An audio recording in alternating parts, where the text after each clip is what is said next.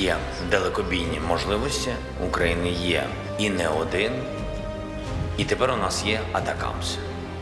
І ми все це будемо використовувати.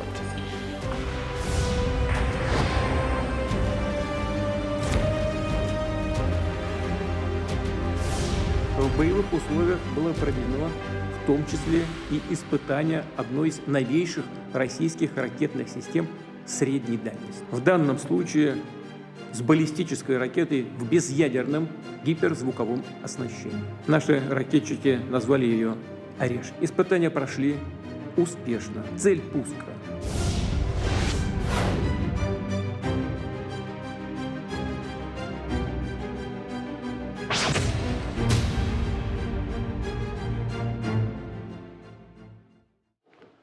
이번 이야기부터는 엄효식 한국국방안보포럼 사무총장이 함께 도움 말씀 주시겠습니다. 안녕하십니까? 어서 오십시오.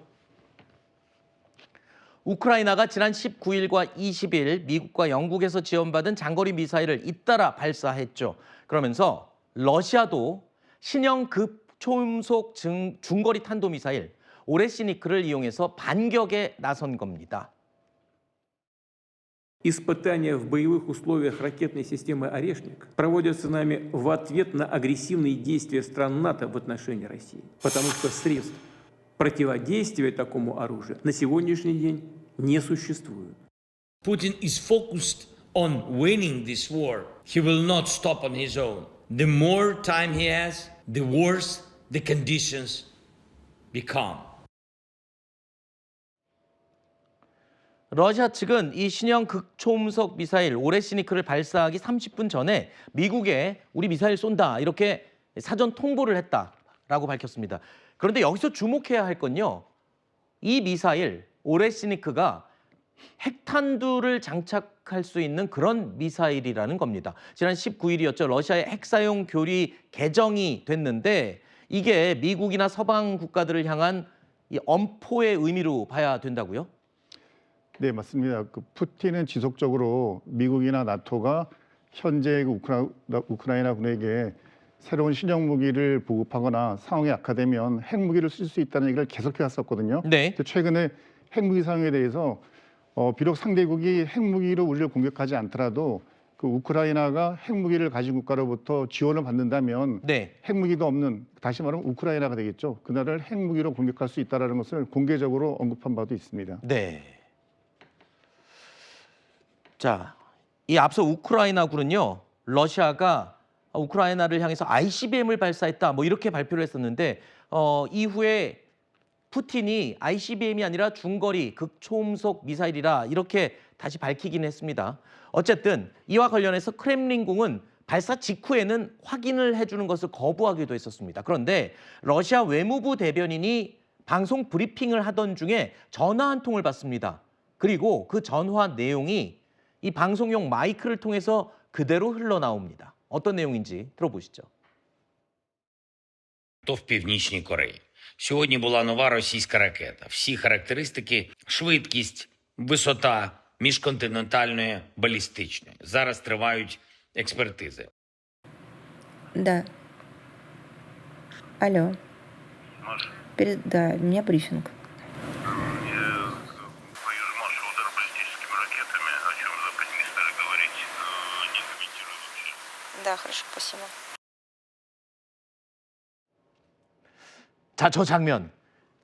처음에 굉장히 놀랐습니다. 이게 방송사고인가 할 정도의 영상인데 일반적으로 저렇게 공식적인 브리핑을 할 때 휴대전화가 울리는 것도 이례적일 뿐만 아니라 그 전화를 받은 것도 이례적이고 그 통화 내용이 마이크를 통해 공개되는 것도 이례적입니다. 근데 저 내용을 보면 자, 서방에서 우리 미사일 갖고 궁금해하는데 아무것도 말하지 마. 이렇게 얘기를 하거든요. 그러니까 뭔가 이 연출된 장면 같기도 하고요. 푸틴이 나중에 발표를 하긴 했지만 그 미사일이 뭔지에 대해서 말하지 마. 그냥 버텨. 뭐 이런 식이잖아요. 어떻게 보세요? 전문가 입장에서.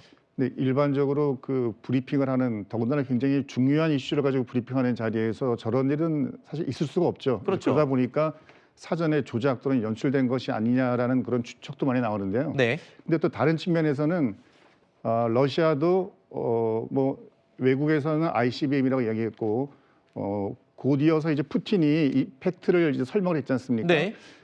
푸틴이 공식적으로 발표하기 전까지는 이 문제에 대해서 언급하지 말라고 하는 어쩌면 아하. 입장 정리가 조금 지연되다 보니까 아하. 급박하게 그런 전화를 한 것이 아닌가 생각이 되고요. 네. 결과적으로는 그 다음에 푸틴이 정확한 팩트를 전달했지 않습니까? 네. 그러니까 푸틴이 공개적으로 발표하기 전까지는 어떤 언급도 하지 말아라라는 것이 러시아 내부의 아마 방침이었던 것 같은데 네. 그런 거에 대한 사전 조율이 좀 미숙했던 것이 저렇게 이제 화면으로 표현된 것이 아닌가 싶습니다. 알겠습니다. 보는 사람 입장에서는 또 저거마저도 연출이 된 건가 이런 생각을 잠시 해봤습니다. 자, 최근에 우크라이나의 쿠르스크 공습으로 러시아에 파병된 북한군 고위 장군이 부상을 당했다 이런 외신 보도가 나오기도 했는데요. 일반 북한군 피해 상황은 아직 전해진 바가 없습니다. 하지만 고위급 장군이 부상을 당했다. 북한군 고위급 장군이 부상을 당했다. 이런 소식은 처음이잖아요, 지금. 맞습니다. 실제 북한군 고위 장성이 우크라이나군의 공격에 의해서 뭐 부상이나 또는 인명피해가 났다고 하면 굉장히 의미 있는 뉴스가 될 텐데요. 그렇죠. 사실 뭐 이런 그 뉴스에 대해서는 오늘 이제 미국 측도 확인해 줄 수 없다, 확인이 안 된다라고 이야기를 한 거 보면 정확한 팩트 확인은 안 된 것으로 보입니다. 네. 다만 스톰 섀도우 미사일로 그 쿠르스크 지역으로 우크라이나가 공격을 했는데 쿠르스크 지역에 북한군이 있기 때문에 아마 다쳤을 가능성은 있다고 보여집니다. 근데 네. 그거는 조금 더 지켜봐야 될 것 같습니다. 알겠습니다. 자, 이런 가운데 북한과 러시아는 계속해서 아주 밀착한 가까운 관계를 유지하고 있습니다. 푸틴 대통령이 지난 6월 김정은 위원장에게 승용차를 선물한 것 기억하시죠? 그런데 이어서 영상에 보시는 것처럼 이번에는요. 불곰과 사자 등 70여 마리의 동물을 선물을 했습니다.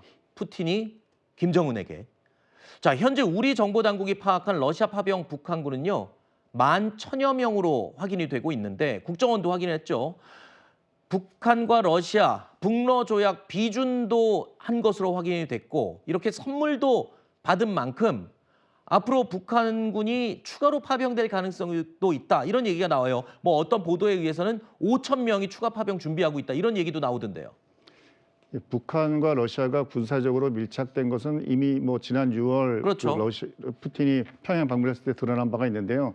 그 이후로 북한은 러시아에게, 러시아는 북한에게 서로 호감을 표현하는 활동들을 계속하고 있습니다. 왜냐하면 지금 현재 지구상에 있는 모든 국가들 중에서 러시아하고 북한만큼 뭐 제재나 이런 것들을 통해서 고립되어 있는 국가들이 없거든요. 러시아와 북한은 서로 의지하면서 현재의 상황에서 각자의 필요한 것들을 해소시켜 나갈 필요가 있기 때문에 저렇게 동물을 보내는 것처럼 군사적인 유대뿐만이 아니라 뭐 문화적인 저런 부분까지도 굉장히 신경을 쓰고 있는 것으로 보여집니다. 네.